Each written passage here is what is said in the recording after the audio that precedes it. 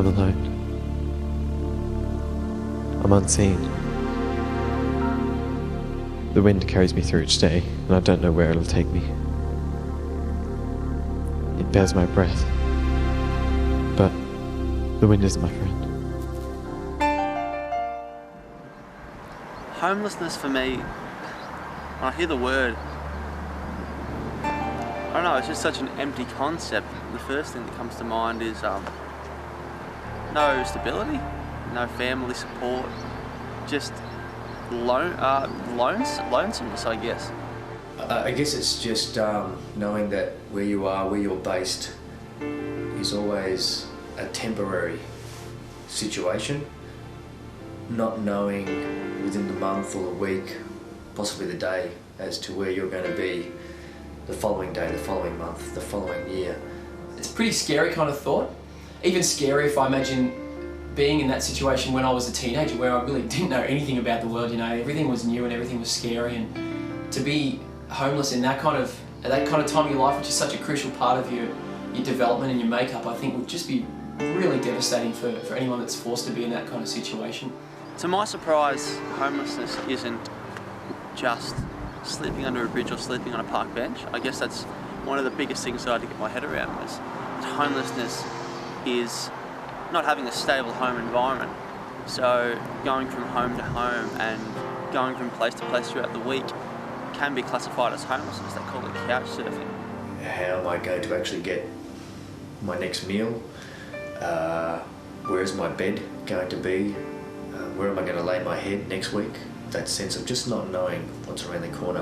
I know certain people in certain situations find that exciting, but when you're in a situation where it's a case of, I don't know whether I'm going to be living in my car, I don't know whether I'm going to be living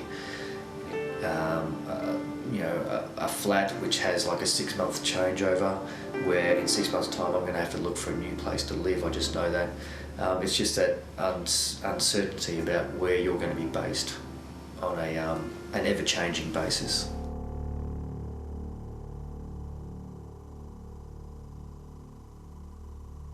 There were a couple of encounters I had with my students.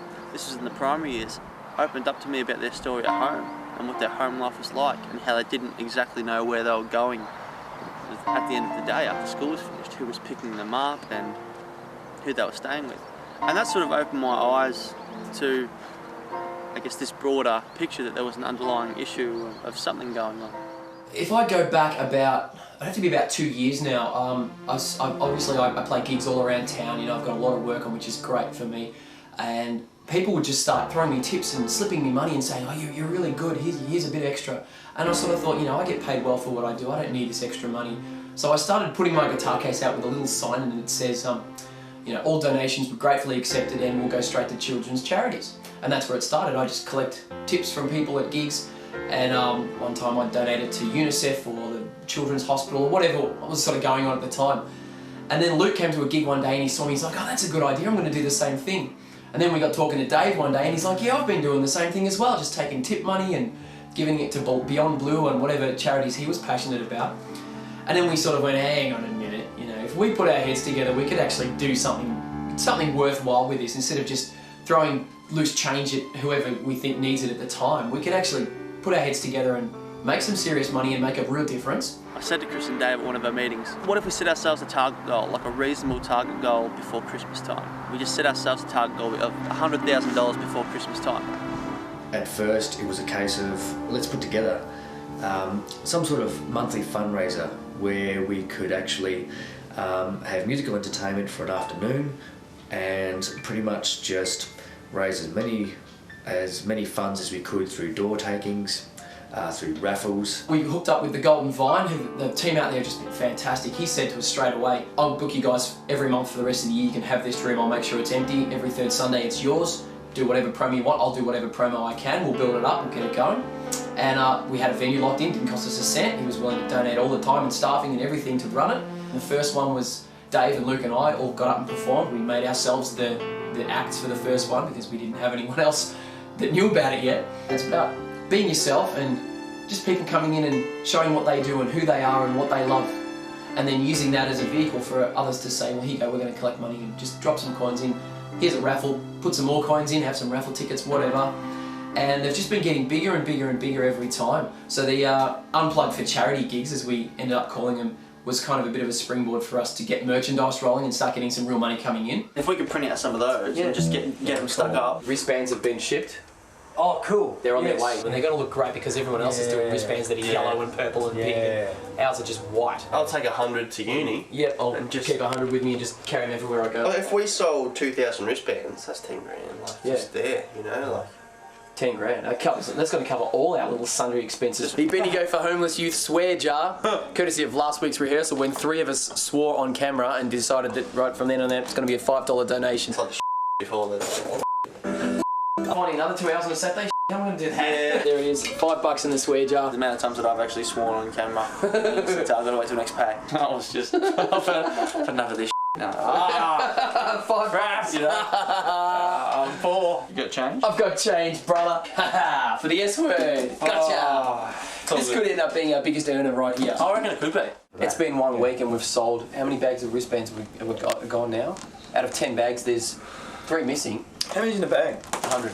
So I'm packing up after the gig and he comes out and he's like, he looks at the thing and he's like, oh yeah, and then he looks at the wristbands and the business cards and stuff and he's like, we don't have any homeless in Bendigo. And I went, yeah, I used to think the same thing. And that was it. And he went, oh, he kind of walked away. And he came back later and he's like, so there are homeless people in Bendigo? And I said, yeah, man. I said, it's a problem. You know, it's a problem for them. I don't care if there's 3 of them, you know. Yeah. That's their life, is homelessness. If we're helping 3 people, then God bless us, we're doing a good thing. I said, but it's far worse than that. It's just you don't see it. You don't see it when you're walking down the street. You don't see it when you're coming from work to your house and the shops and stuff. He's like, oh, I suppose, yeah. And that's when it hit me. I thought, you know, how many people really know what goes on? I've never walked through Rosalind Park in the middle of the night to see if anyone's there sleeping under a bush or anything. I don't know. It could be happening every night and I've just never seen it. Yeah. Now, I know it's a problem. Yeah. If it wasn't a problem in places like St Luke's and Horizon House, they'd be sitting around doing nothing all day because they'd have nothing to do. It's one of the many issues around the place that I think doesn't, they don't like to really expose or whatever, you know, because it's not very, doesn't look nice in the papers. Yeah. It's hard to know that people don't have anywhere to go. You know, you hear so much about it, but it was, I was shocked to hear about it in Bendigo because, you know, you don't really hear about it that much. Like, you know, you don't really hear about that side of Bendigo. Yeah.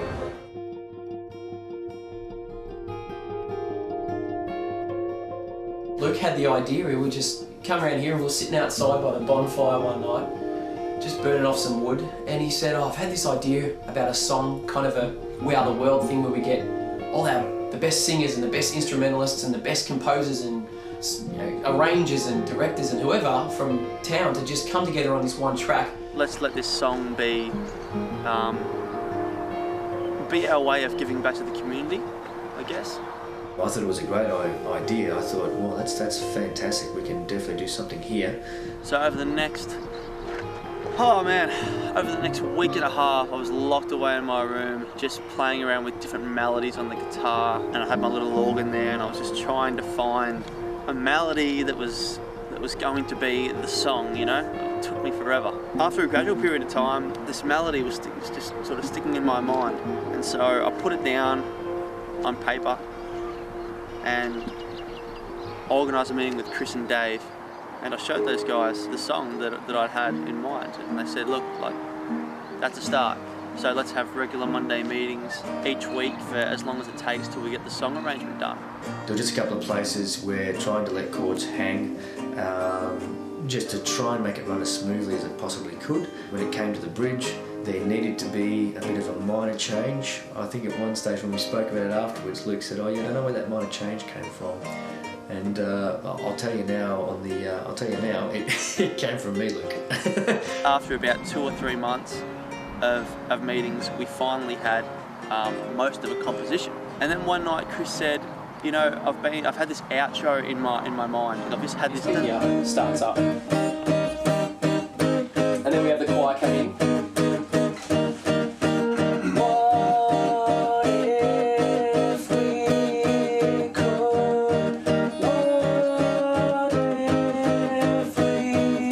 So we've got that going in the background, and then the soloists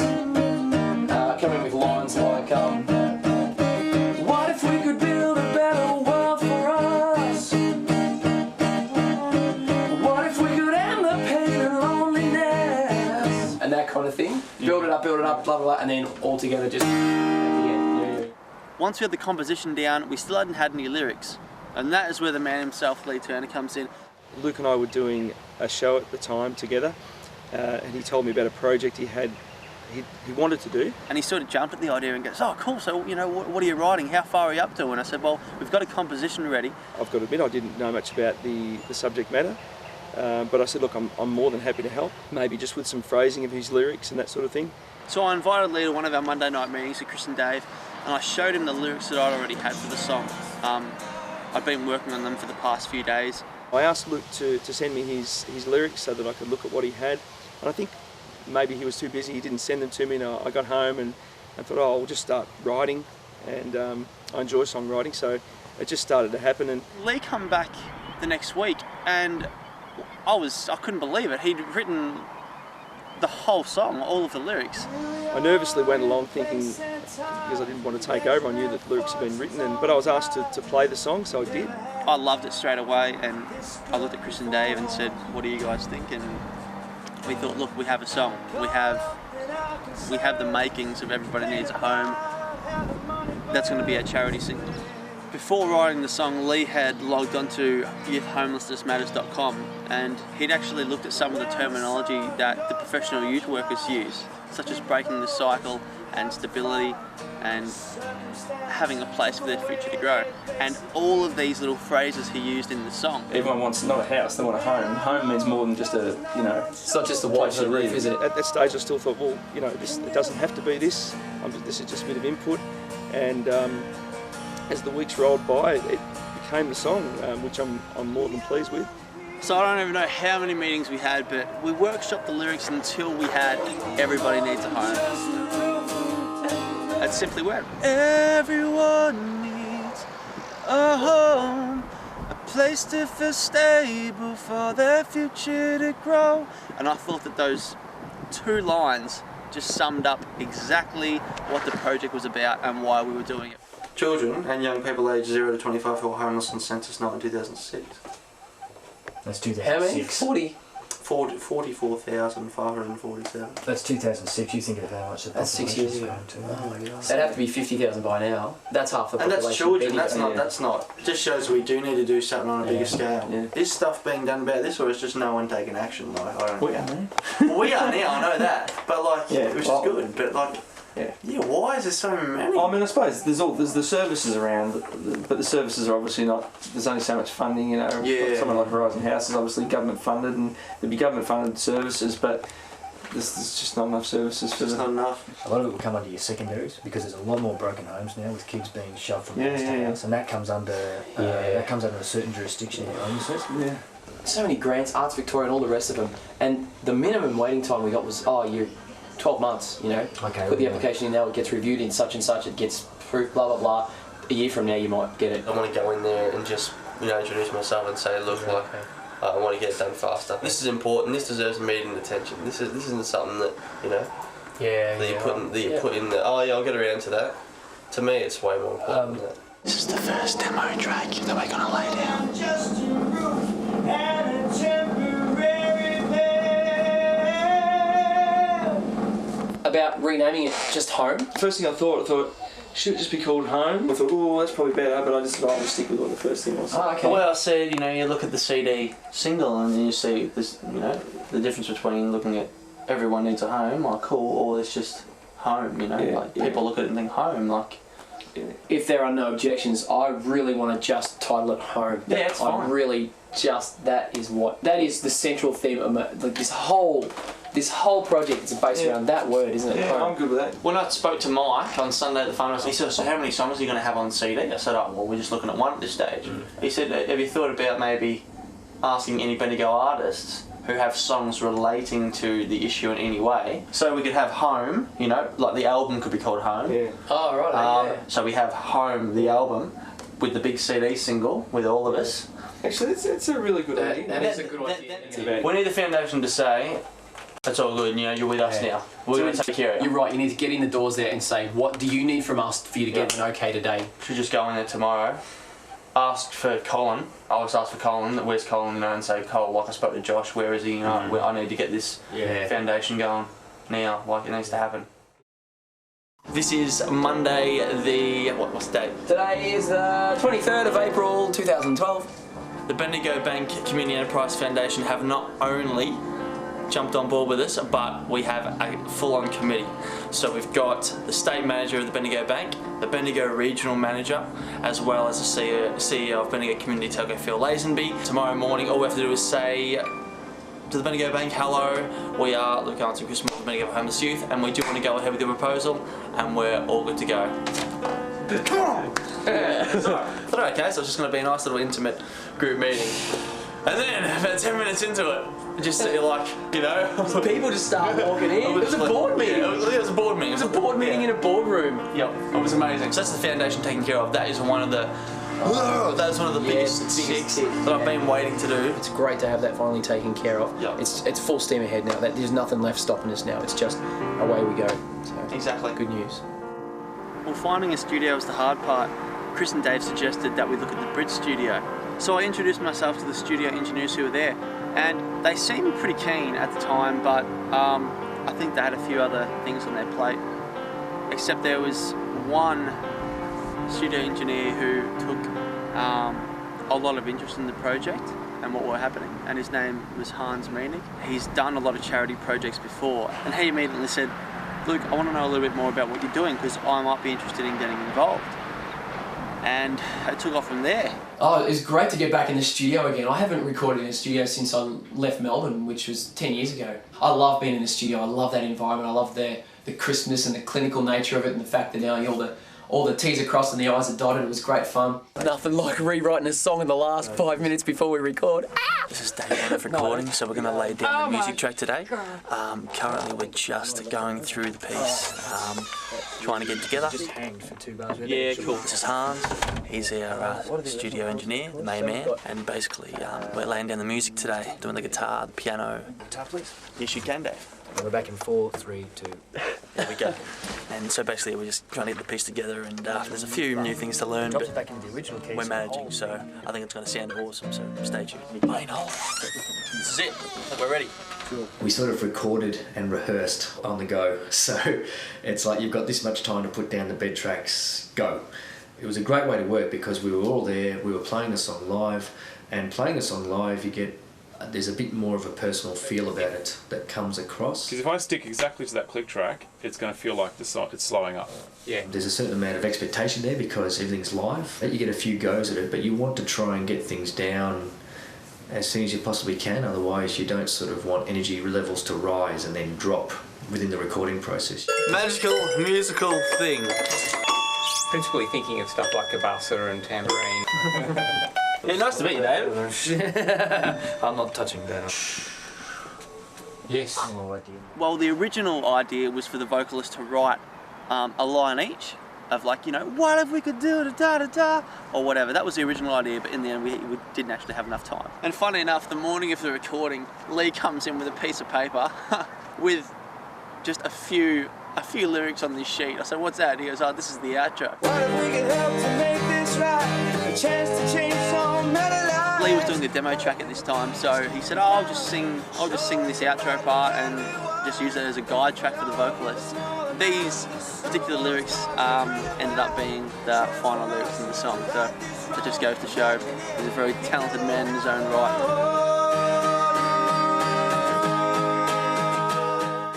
Made some good progress.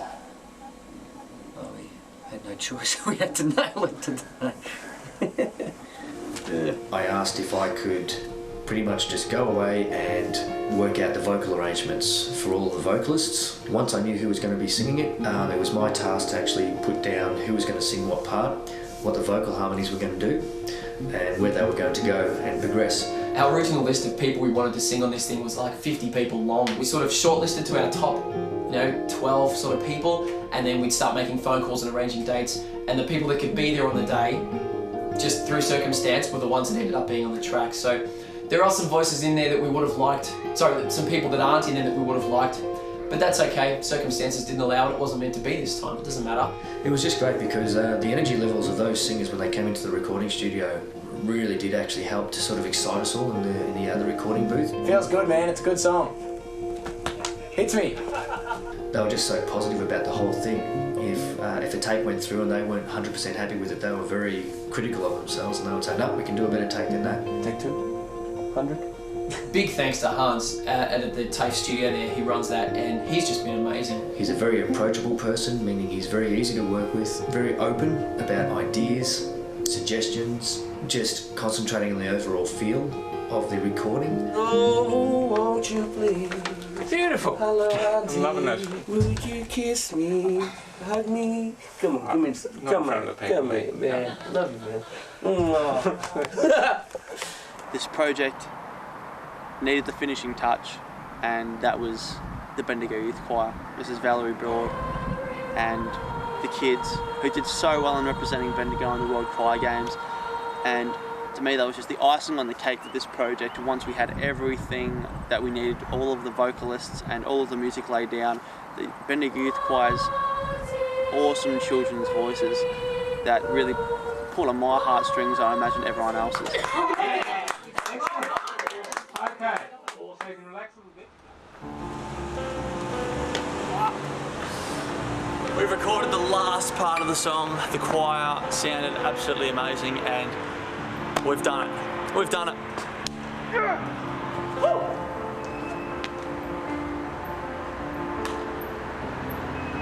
You know, in February earlier this year, I had the idea I wanted to change homelessness in Bendigo, and I think we've just finished a song that's really going to change a lot of people's lives, and that was the intention, and I won't give up until I've seen the vision come to fruition. The original idea of the $100,000 was to, if we could raise it, distribute it between 3 local organisations. That was the plan for most of the year. Until one day at our Bendigo Bank meeting, Keith explained to me that there's a possibility that if we can raise our $100,000, that the Sydney Myer Foundation can give us $4 for every dollar we raise. Can't remember what the email said, but somehow for every dollar we raise, it's raised by $4. Oh, jeepers. So if we raise 100,000, that turns into 500,000. That was a massive twist on the project. Whenever we've told people that, I think they're a little bit taken back by it sometimes, because the last some people have heard of our project was, okay, they're raising money for the homeless youth. That's really nice. That's great that they're doing that. And then when you say to them, look, well, we stand to actually make $500,000 if we can raise $100,000 through the CD and the DVD. I eventually got introduced to Ken Marchingo from Haven. The committee agreed that if we could raise our $100,000 and get it leveraged to $500,000, that we could put it towards Haven's social housing project. I'm still gathering my thoughts. We had a meeting with Ken Marchingo, who's the CEO of Haven, and the Federal Minister of Housing, Wendy Lovell, was in that meeting. And I just had a meeting with her, told her all about the project. She donated $100 on a cheque. It's all happening. It just seems to be getting bigger and bigger and bigger, and I don't know where it's going to go next. At the start of this project, I was driving it, now I sort of feel like it's driving me, so we'll just see what happens next. It's just really mind-blowing how all of a sudden it's taken off. What originally started off as an idea for just fundraising on a monthly basis has turned into something where we could raise $500,000 to actually go into housing developments. We're going to have this product on sale everywhere, so you're going to see it. Everyone who's out there is going to bump into it. All we need is for them to say, you know what, I can hand over a bit of loose change, grab a copy of this, and it's going to make a real and absolute lasting difference in our town. That's the thing. This money's not going overseas or offshore or wherever. You know, there are a lot of people that need a lot of things, but we've said, right, we live in Bendigo, let's take care of Bendigo. It's great to see Bendigo for homeless youth acknowledging that homelessness is a problem that the whole of the community need to address. It's not something that governments can solve on their own. We need the whole of the community to come together, take responsibility for this, and help these families who do need assistance to get into homes. Remember the cause. Get behind this any chance you can to help the homeless youth. Sometimes when you're tucked up in your bed at night, you think everything's fantastic. Spare a thought. This is a September fundraiser. We've just had Kate DeRue perform for us. It started off with 3 guys sitting around one acoustic guitar, and it's been fantastic to see it develop with the different layers and the different singers and the different musicians. Starting from when Lou came up with the song, which was just a great idea in itself, to all of us getting on board with the arrangement, Lee coming out with the lyrics, and then basically getting everybody on board to actually record it and then hear it grow has given us all such a level of excitement knowing that we are onto something pretty big here. No matter how big or how small you donate, it doesn't matter, it all counts in the end. And I really feel that if we're going to make an outlasting difference for the young people of Bendigo, that it's going to take everyone in the community to get behind this initiative. It's 110,000 of us in Bendigo here, and we're not powerful unless we're in groups. And you can only do so much as an individual, but we're up to a stage now where if we pull towards the same direction as a group, we can really achieve whatever we set out to achieve. And if everyone just gave a little bit and put in, we could make this place a better place for everyone, and not just for everyone in the present, but we could pave the way for the future generations.